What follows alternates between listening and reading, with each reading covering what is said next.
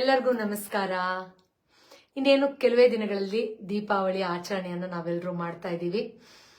ಇವತ್ತಿನ ವಿಶೇಷವಾದ ಲೈವಲ್ಲಿ ನಿನ್ನೆ ಒಂದು ಫೋನ್ ಕಾಲ್ ಅಲ್ಲಿ ನನ್ನ ಕ್ಲೈಂಟ್ ಜೊತೆ ಮಾತಾಡ್ತಾ ಒಂದು ಸುಂದರವಾದ ವಿಷಯವನ್ನ ಅನುಭವಿಸ್ತಾ ನಿಮ್ಮ ಹತ್ರನೂ ಅದನ್ನ ಹಂಚ್ಕೊಳ್ಬೇಕು ಅಂತ ಅನ್ಕೊಂಡೆ. ಪ್ರಾಬಬಲಿ ಇದನ್ನ ನೀವು ಅರ್ಥ ಮಾಡ್ಕೊಂಡು ಅಳವಡಿಸ್ಕೊಂಡು ನಿಮ್ಮ ಆಪ್ತರಿಗೂ ಕೂಡ ತಿಳಿಸಿದ್ರೆ ಪ್ರಾಬಬಲಿ ತುಂಬಾ ಜನ ಜೀವನವನ್ನ ನೋಡುವ ದೃಷ್ಟಿಕೋನದಲ್ಲಿ ಕೆಲವೊಂದು ವಿಚಾರದಲ್ಲಿ ಅತ್ಯಂತ ಉನ್ನತವಾದ ಬದಲಾವಣೆ ಆಗೋಕೆ ಅವ್ರಿಗೂ ಸಹಾಯ ಆಗುತ್ತೆ ಅಂತ ಅನ್ಸುತ್ತೆ. ತುಂಬಾ ವರ್ಷದ ಹಿಂದೆ, ಸುಮಾರು 8 ವರ್ಷದ ಹಿಂದೆ ಅವ್ರು ನಮ್ಮ ಕ್ಲಿನಿಕ್ ಬಂದಿದ್ರಂತೆ. ಸಾಕಷ್ಟು ಪ್ರಾಬ್ಲಮ್ ಇತ್ತಂತೆ, ಫಿಸಿಕಲ್ ಬಾಡಿಲಾಗ್ಲಿ ಅಥವಾ ಆರ್ಥಿಕ ಪರಿಸ್ಥಿತಿ ತುಂಬಾ ಗಂಭೀರವಾಗಿತ್ತು. ಈಗ ನಾನು ತುಂಬಾ ಚೆನ್ನಾಗಿದ್ದೀನಿ ಅಂತ ಗ್ರಾಟಿಟ್ಯೂಡ್ ಎಕ್ಸ್ಪ್ರೆಸ್ ಮಾಡ್ತಾ ಇದ್ರು. ಹಾಗೆ ಮಾತಾಡ್ತಾ ಒಂದೆರಡು ವಿಷಯ ಹೇಳಿದ್ರು. ಅವ್ರಿಗೆ ನಿಮ್ಗೆಲ್ಲರಿಗೂ ಗೊತ್ತಿರೋ ಹಾಗೆ ಸ್ಪೆಷಲ್ ಚೈಲ್ಡ್ ಅಂತ ಹೇಳ್ತೀವಿ. ಯಾವಾಗ ನಮಗೆ ಎಲ್ಲರ ಥರ ನಮಗೆ ಯಾಕೆ ಈ ಫೆಸಿಲಿಟಿ ಇಲ್ಲ ಅನ್ನೋ ಥರದ ಅನುಭವ ಬರುತ್ತೋ ನ್ಯಾಚುರಲಿ ನಮ್ಮ ಮನಸ್ಸಿಗೆ ಆಘಾತ ಆಗುತ್ತೆ. ಅದ್ರ ಜೊತೆಯಲ್ಲಿ ಅಕಸ್ಮಾತ್ ಆ ಥರದ ಮಕ್ಕಳ ವಿಷಯದಲ್ಲಿ ಇನ್ನು ತುಂಬಾ ಹೆಚ್ಚು ಜನ ಬದುಕೋಲ್ಲ ಹಾಗೆ ಹೀಗೆ ಅಂತ ಫಿಸಿಷಿಯನ್ಸ್ ಹೇಳಿದ್ರೆ ಯಾವ ಥರ ಒಂದು ಮನಸ್ಸಿನಲ್ಲಿ ನೋವಾಗುತ್ತೆ ಅಂತ ನಿಮ್ಗೆಲ್ರಿಗೂ ಗೊತ್ತೇ ಇದೆ.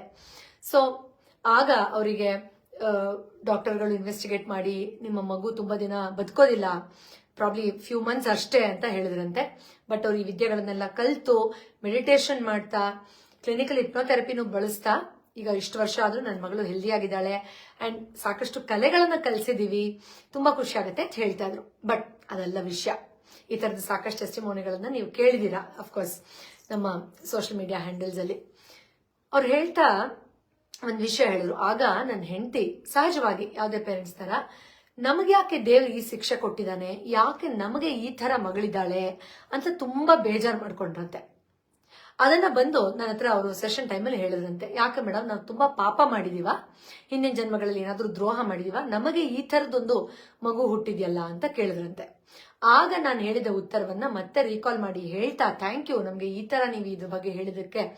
ಅದರಿಂದ it has made a hole lot of difference about how we are taking care of our daughter ಅಂತ ಹೇಳಿದ್ರು. ಅದನ್ನ ನಾವೆಲ್ಲರೂ ತಿಳ್ಕೊಳ್ಬೇಕು. I also felt nice about this.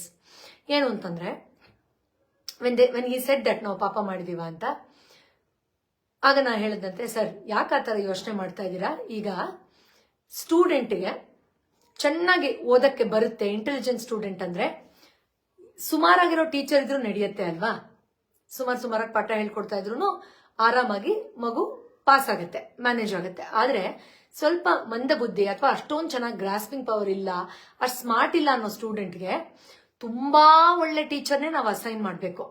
So ಕಮ್ಮಿ ಮಾರ್ಕ್ಸ್ ಬರೋ ಸ್ಟೂಡೆಂಟ್ ಅನ್ನು ಡಿಸ್ಟಿಂಕ್ಷನ್ ಪಾಸ್ ಮಾಡಿಸಿದ್ರು ಅನ್ನೋ ಟೀಚರ್ನ ನಾವ್ ಏನಂತ ಕರಿತೀವಿ, ತುಂಬಾ ಒಳ್ಳೆ ಟೀಚರ್ ಅಂತ ಕರಿತೀವಿ. ಕರೆಕ್ಟ್ ಅಲ್ವಾ? ಅದೇ ಥರನೇ ಎಲ್ಲ ಮೈಕೈ ಎಲ್ಲ ಗಟ್ಟಿ ಮುಟ್ಟಾಗಿದ್ದು ಎಲ್ಲೋ ಒಲಿಂಪಿಕ್ಸ್ ಅಲ್ಲೋ ಇನ್ನೊಂದ್ ಕಡೆನೋ ಮೆಡಲ್ ಗೆದ್ರೆ ಖುಷಿ ಅಂತೂ ಪಡ್ತೀವಿ. ಆದ್ರೆ ಹ್ಯಾಂಡಿಕ್ಯಾಪ್ಟ್ ಆಗಿದ್ದು ಯಾವ್ದೋ ಒಂದು ಒಲಿಂಪಿಕ್ಸ್ ಅಲ್ಲೋ ಅಥವಾ ಕಾಂಪಿಟೇಷನ್ ಗೆದ್ರೆ ಒಂಥರ ದೇವರನ್ನೇ ನೋಡೋ ತರ ನಮ್ಗೆ ಅನ್ಸುತ್ತಪ್ಪ, ಎಲ್ಲಿಂದ ಬಂತು ಇವ್ರಿಗೆ ಇಷ್ಟು ಶಕ್ತಿ, ಏನ್ ವಿಲ್ ಪವರ್ ಅಪ್ಪ ಅಂತ ನಾವು ಹೆಮ್ಮೆ ಪಡ್ತೀವಿ. ಅದೇ ತರನೇ ಮಗು ನಾರ್ಮಲ್ ಆಗಿದ್ರೆ ಸುಮಾರಾಗಿರೋ ಕೆಪಾಸಿಟಿ ಪೇರೆಂಟ್ಸ್ ಸಾಕು. ಆದ್ರೆ ಮಗುಗೆ ಸಾಕಷ್ಟು ಚಾಲೆಂಜಸ್ ಇದ್ರೆ ತುಂಬಾ ಸಾಮರ್ಥ್ಯ ಇರೋ ಪೇರೆಂಟ್ಸ್ ಬೇಕು. ಅದಕ್ಕೆ ಭಗವಂತ ನಿಮ್ಮಂತ ಸೃಜನಶೀಲ ವ್ಯಕ್ತಿಗೆ, ಇಷ್ಟು ದಯೆ ಕರುಣೆ ಇರುವಂತಹ ನಿಮ್ ತರ ವೈಫ್ ಇರುವಂತಹ ತಾಯಿಗೆ ಈ ಮಗುವನ್ನ ಕೊಟ್ಟಿದ್ದಾರೆ. ಸೊ ನೀವು ಪಾಪ ಮಾಡಿ ಅಥವಾ ಕರ್ಮ ಮಾಡಿ ಆ ತರದ ಮಗು ಪಡೆದಿರೋದಲ್ಲ, ನೀವು ತುಂಬಾ ಕೇಪಬಲ್ ಇದ್ದೀರಾ ಸ್ಪಿರಿಚುಲಿ, ನಿಮ್ಮಲ್ಲಿ ಅಷ್ಟು ಡಿವೈನ್ ಕ್ವಾಲಿಟೀಸ್ ಇದೆ ಅಂತ ಭಗವಂತ ನಿಮಗೆ ಈ ತರ ಮಗಳು ಕೊಟ್ಟಿದ್ದಾಳೆ. So be grateful to God and do your best to improve the health and the joy of that child ಅಂತ ಹೇಳಿದಂತೆ. ನಾನು ಇಲ್ಲಿ ನಾನು ಯಾಕೆ ಈ ವಿಶೇಷವಾದ ಲೈವ್ ಅಲ್ಲಿ ಇದನ್ನು ಹೇಳ್ತಾ ಇದ್ದೀನಿ ಅಂದ್ರೆ, ನಾವ್ ಯಾರೋ ಅಲ್ಲಿ ಬೀದಿಲಿ ಯಾರೋ ತುಂಬಾ ಬಡವರು ಭಿಕ್ಷುಕರು ನೋಡಿದಾಗ ಅಥವಾ ತುಂಬಾ ಗುಡಿಸ್ಲಲ್ಲಿ ಅಥವಾ ತುಂಬಾ ಕಮ್ಮಿ ಫೆಸಿಲಿಟಿ ಇರೋ ಯಾವುದೋ ವ್ಯಕ್ತಿಯನ್ನ ನೋಡಿದಾಗ, ಕುರೂಪಿಗಳನ್ನ ನೋಡಿದಾಗ ಅಥವಾ ಅಂಗವಿಕಲ ಮಕ್ಕಳ ತಂದೆ ತಾಯಿ ನೋಡಿದಾಗ ಏನ್ ಪಾಪ ಮಾಡಿದಾರೋ ಏನೋ ಅನ್ನೋ ತರ ಮಾತಾಡ್ತೀವಿ. ಅಷ್ಟೇ ಯಾಕೆ, ಸ್ಕಿನ್ ನಲ್ಲಿ ಒಂದು ರೀತಿ ಡಿಸೀಸ್ ಬಂದ್ರು ಅವ್ರನ್ನ ಏನೋ ಒಂದು ದೊಡ್ಡ ಭೂತಗಳ ತರ ನೋಡಕ್ ಶುರು ಮಾಡ್ಬಿಡ್ತಾರೆ.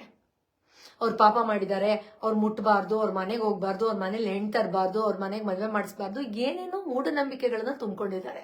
ಬಟ್ ವೀಕ್ಷಕರೇ, ಆ ಥರದ ಕಷ್ಟ, ಆ ಥರದ ನೋವು, ಆ ಥರದ ಮಕ್ಕಳು ಅವ್ರಿಗಿದ್ದಾರೆ ಅಂದ್ರೆ ಅವರು ಆಧ್ಯಾತ್ಮಿಕವಾಗಿ ಉನ್ನತವಾಗಿರೋದ್ರಿಂದಾನೇ, ಅಷ್ಟು ಗಟ್ಟಿ ಮನಸ್ಥಿತಿ ಇರೋದ್ರಿಂದಾನೇ ಆ ಥರದ್ದನ್ನು ನಿಭಾಯಿಸುವ ಶಕ್ತಿಯನ್ನ ಅವ್ರು ಪಡ್ಕೊಂಡು ಬಂದಿದ್ದಾರೆ ಅನ್ನೋದನ್ನ ಅರ್ಥ ಮಾಡ್ಕೋಬೇಕು ಹೊರತು ಅವ್ರನ್ನ ಲೋ ಆಗಿ, ವೀಕ್ ಆಗಿ, ನೆಗೆಟಿವ್ ಆಗಿ ನೋಡೋದಲ್ಲ. ಸೊ ಇನ್ಮೇಲೆ ಯಾರಾದ್ರೂ ತಂದೆ ತಾಯಿಗೆ ಅಂಗವಿಕಲ ಮಕ್ಕಳು, special child, god gifted children ನೋಡಿದ್ರೆ, ಸ್ಪೆಷಲಿ ಏಬಲ್ಡ್ ಚೈಲ್ಡ್ ಅಂತೀವಿ, ದಯವಿಟ್ಟು ಅವ್ರ ಬಗ್ಗೆ ನೆಗೆಟಿವ್ ಅನ್ಕೋಬೇಡಿ. ಪ್ರಾಮಾಣಿಕವಾಗಿ ಹೇಳ್ತೀನಿ, ನೀವು ಮನಸ್ಸಿನಲ್ಲಾದ್ರೂ ಕೈ ಎತ್ತು ಮುಗೀರಿ ಅವ್ರಿಗೆ. ವಾವ್, ಎಂಥ ಡಿವೈನ್ ಪೇರೆಂಟ್ಸ್ ಅಪ್ಪ ಇವರು, ಈ ತರದ ಮಗುನ ನಾನ್ ಸಾಕ್ತೀನಿ ಅಂತ ಭಗವಂತನ ಹತ್ರ ಕೇಳ್ಕೊಂಡು ಬಂದಿದ್ದಾರೆ ಅಂತ. ಯಾಕಂದ್ರೆ ಎಲ್ಲಾ ಚೆನ್ನಾಗಿರೋರ್ಗೆ ಎಲ್ಲಾರು ಫೆಸಿಲಿಟಿನ ತಗೊಂಡ್ ಬಂದ್ಬಿಟ್ರೆ, ಎಲ್ಲ ಹೈಯೆಸ್ಟ್ ಮಾರ್ಕ್ಸ್ ಬರೋರ್ಗೆ ಟೀಚರ್ಗಳು ಪಾಠ ಹೇಳ್ಕೊಡ್ತೀನಿ ಅಂತ ಹೇಳ್ಬಿಟ್ರೆ, ಫೇಲ್ ಆಗೋರು, ಜಸ್ಟ್ ಪಾಸ್ ಆಗೋರ್ಗೆಲ್ಲ ಯಾರು ಟೀಚರ್ ಆಗ್ತಾರೆ ಹೇಳಿ? ಅದೇ ತರಾನೇ ನಾವು ಕೂಡ ಅವರಿಗೆ ಈ ತರ ಒಂದು ಪಾಸಿಟಿವ್ ಮೈಂಡ್ ಸೆಟ್ ಇಟ್ಕೊಂಡು ಪ್ರೋತ್ಸಾಹ ಕೊಡಬೇಕು. ನೋಡಿ, ಅವ್ರು ಹೇಳಿದ್ರು, ಇನ್ಫ್ಯಾಕ್ಟ್ ಇನ್ ಕೆಲವು ದಿನದಲ್ಲಿ ಕ್ಲಿನಿಕಲ್ ಬಂದು ನಾನು ಮೀಟ್ ಮಾಡ್ತೀನಿ ಅಂತ ಹೇಳಿದ್ದಾರೆ. ಅಕಸ್ಮಾತ್ ಅವ್ರು ಒಪ್ಕೊಂಡ್ರೆ ಗ್ಯಾರಂಟಿ ಅವ್ರ ಜೊತೆಲಿ ಲೈವ್ ಮಾಡ್ತೀನಿ. ಬಿಕಾಸ್ ಕೆಲವರೆಲ್ಲ ಪಾಪ ಮುಜುಗರ ಪಡ್ತಾರೆ and they have their rights of privacy. But ಒಪ್ಕೊಂಡ್ರೆ ಖಂಡಿತ ಲೈವ್ ಮಾಡಿ ಅವ್ರ ಬಾಯಲ್ಲೇ ಹೇಳಿಸ್ತೀನಿ. ನೋಡಿ, ಅವತ್ತು ನಾನು ಆ ಒಂದು ಸೆಂಟೆನ್ಸ್ ಹೇಳಿದ್ದಕ್ಕೆ ಕೆಲವೇ ದಿನಗಳಲ್ಲಿ ಅಥವಾ ತಿಂಗಳಲ್ಲಿ ನಿಮ್ಮ ಮಗಳು ತೀರ್ಕೊಂಡ್ ಬಿಡ್ತಾರೆ ಅಂತ ಹೇಳಿದ ಮಗು ಇಷ್ಟು ವರ್ಷ ಆನಂದದಿಂದ ಬದುಕಿದ್ದು, ಕಲೆಯನ್ನ ಕಲಿತು ಆರ್ಟ್ ಅಲ್ಲಿ ಚೆನ್ನಾಗಿ ಪರ್ಫಾರ್ಮ್ ಮಾಡ್ತಾ ಇದೆ ಅಂತ ಹೆಮ್ಮೆಯಿಂದ ತಂದೆ ಹೇಳ್ಕೋಬೇಕಾದ್ರೆ ನಿಜವಾಗ್ಲೂ ತುಂಬಾ ಇಮೋಷನಲ್ ಆದೆ ನಾನು. ಸೊ ನಾವು ಒಬ್ಬರು ನೋಡಿದಾಗ ನೆಗೆಟಿವ್ ಆಗಿ ಜಡ್ಜ್ ಮಾಡೋದು, ಏನ್ ಪಾಪ ಮಾಡಿದಾರೋ, ದರಿದ್ರದವರೋ, ಹಾಳಾದವರೋ, ಅಯ್ಯೋ ನಮ್ಗೆ ಯಾಕೆ ಅಂತ ಅಸಹ್ಯ ಮಾಡೋದನ್ನ ದಯವಿಟ್ಟು ನಿಲ್ಲಿಸಿ. ಒಬ್ರು ಚಿಕಿತ್ಸಕರು, ಗುರುಗಳು, ಡಾಕ್ಟ್ರು, ಥೆರಪಿಸ್ಟ್ಗಳು ಎಲ್ಲರ ಬಗ್ಗೆ ಹಂಗ ಅನ್ಕೊಳಕ್ ಶುರು ಮಾಡಿದ್ರೆ ನಮ್ಮ ಸಮಾಜದ ಗತಿ ಏನಾಗೋಗುತ್ತೆ. ಆದ್ರೆ ಕೇವಲ ಇದನ್ನ ಬರೀ ಗುರುಗಳು, ಥೆರಪಿಸ್ಟ್ಗಳು, ಡಾಕ್ಟರ್ಗಳು ಮಾತ್ರ ಮಾಡೋದಲ್ಲ. ನಾವೆಲ್ಲರೂ ಮನುಷ್ಯರಾದವರು ಇದೇ ತರ ಪಾಸಿಟಿವ್ ಆಗಿ ಪ್ರೀತಿಯಿಂದ ಅದನ್ನ ನೋಡ್ಬೇಕು. ಹೀನಾಯವಾಗಿ ಮಾತಾಡ್ತಾ ಇರೋರ ಜೊತೆಲಿ ನೀವು ಕೇಕೆ ಹಾಕೊಂಡು ನಗಬಾರ್ದು, ಹಾಗೆ ಯೋಚನೆ ಮಾಡಬೇಡಿ. ವಾಸ್ತವ ಇದು ಅಂತ ಆಧ್ಯಾತ್ಮಿಕವಾಗಿ ಅವ್ರಿಗೆ ಬುದ್ಧಿ ಹೇಳ್ಬೇಕು. ಆ ಕ್ಷಣಕ್ಕೆ ಅವ್ರು ನೀವು ಹೇಳೋದನ್ನ ತಗೊಳ್ದೇ ಇರಬಾರ್ದು, ಈಗೋಲಿ ತಗೊಳ್ದೇ ಇರಬಹುದು. ಬಟ್ ಫ್ಯೂಚರ್ಲಿ ಅವ್ರಿಗೆ ಆ ರಿಯಲೈಸೇಷನ್ ಖಂಡಿತ ಬಂದೇ ಬರುತ್ತೆ. ಇದಿಷ್ಟೇ ಹೇಳ್ಬೇಕಾಗಿತ್ತು ಇವತ್ತಿನ ಲೈವಲ್ಲಿ. ಯಾಕೆಂದ್ರೆ ಸರಿಯಾಗಿ ಯೋಚನೆ ಮಾಡೋದ್ರಿಂದ ನಾವೇನು ಒಳ್ಳೆ ತರಂಗವನ್ನ ಸಮಾಜದಲ್ಲಿ ರಿಲೀಸ್ ಮಾಡ್ತೀವಿ, ಅದು ನಮ್ಮ ಸೊಸೈಟಿಯ ಹೆಲ್ತ್ ಅನ್ನ ಖಂಡಿತ ಕಲೆಕ್ಟಿವ್ ಆಗಿ ಇಂಪ್ರೂವ್ ಮಾಡುತ್ತೆ. ನಾವು ಮನೆಯಲ್ಲಿ ಕೋಣೆಯಲ್ಲಿ ಒಂದ್ ಕಡೆ ಕುತ್ಕೊಂಡು ಇದು ಸರಿಯಲ್ಲ, ಇದು ಕರೆಕ್ಟ್ ಆಗಿ ಹೀಗೆ ಯೋಚನೆ ಮಾಡ್ಬೇಕು ಅಂತ ಅನ್ಕೊಳ್ಳೋದು ಕೇವಲ ನಮಗಲ್ಲ, ಇಡೀ ವಾತಾವರಣದ ಎನರ್ಜಿಯನ್ನು ಚೇಂಜ್ ಮಾಡುತ್ತೆ ಅನ್ನೋದನ್ನ ಮರಿಬೇಡಿ.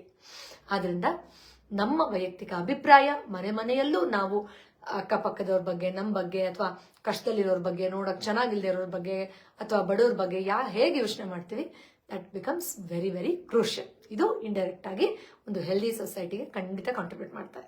ಇದನ್ನ ನೀವು ಒಪ್ಕೊಳ್ತೀರಾ? ಹೌದು ಅಂತಾದ್ರೆ ದಯವಿಟ್ಟು ಕಮೆಂಟ್ ಬಾಕ್ಸ್ ಅಲ್ಲಿ ತಿಳಿಸಿ. ಥ್ಯಾಂಕ್ ಯು ಸೋ ಮಚ್ ಎಲ್ಲರಿಗೂ.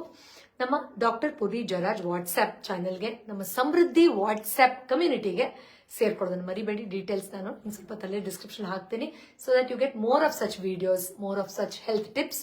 ಈಗ ಇಂಗ್ಲಿಷಲ್ಲೂ ಕೂಡ ನಮ್ಮ doctor Poorvi Jayaraj YouTube channel ಮತ್ತು ಇನ್ಸ್ಟಾಗ್ರಾಮ್ ಇಂಗ್ಲಿಷಲ್ಲಿ ಎಕ್ಸ್ಕ್ಲೂಸಿವ್ ಆಗಿ doctor Poorvi Jayaraj social media handles ಇದೆ. ಎಲ್ಲ ಕಡೆ ನೀವು ನಮ್ಮನ್ನ ಫಾಲೋ ಮಾಡಿ ಪ್ರೋತ್ಸಾಹ ಕೊಡ್ತಾ ಇರೋದಕ್ಕೆ ತುಂಬ ಧನ್ಯವಾದಗಳು. ಮತ್ತೆ ಸಿಗ್ತೀನಿ.